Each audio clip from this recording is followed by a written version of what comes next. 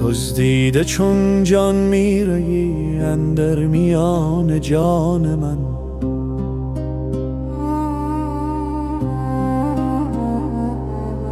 سرو خرامان منی ای رونق بستان من.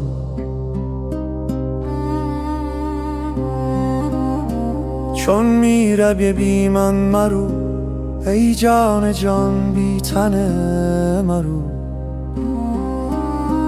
وز چشم من بیرون مشو ای شعله تابان من. هفت آسمان را بردرم از هفت دریا بگذرم. چون دلبران بنگری در جان سرگردان من. تا آمدی اندر برم شد کفر و ایمان چاکرم.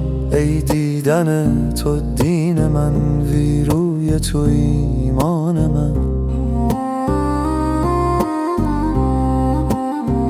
بی پا و سر کردی مرا بی خواب و خور کردی مرا. سرمست و خندان اندر آ ای یوسف کنعان من.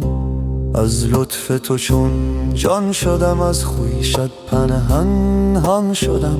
ای هست تو پنهان شده در هستی پنهان من. گل جامه در از دست تو ای چشم نرگس مست تو. ای شاخ خوابست تو ای باغ بی پایان من.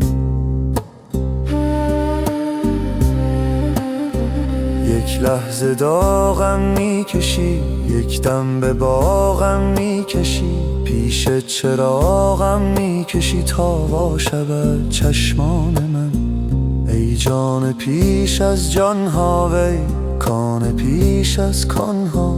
ای آن پیش از آنها ای آن من ای آن من.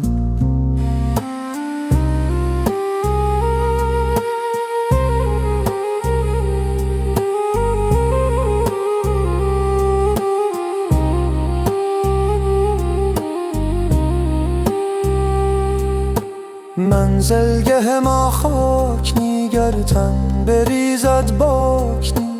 اندیشه هم افلاک نی ای وصل تو کیوان من.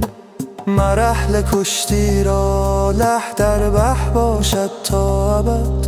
در آب حیوان مرکو ای بحر من امان من.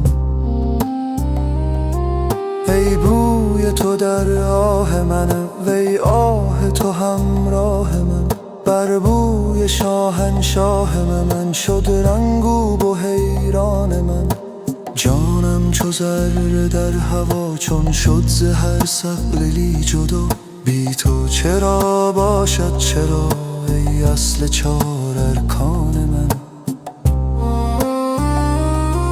ای شه صلاح الدین من رهدان من رهبین من. ای فارغ از تمکین من ای برتر از امکان من.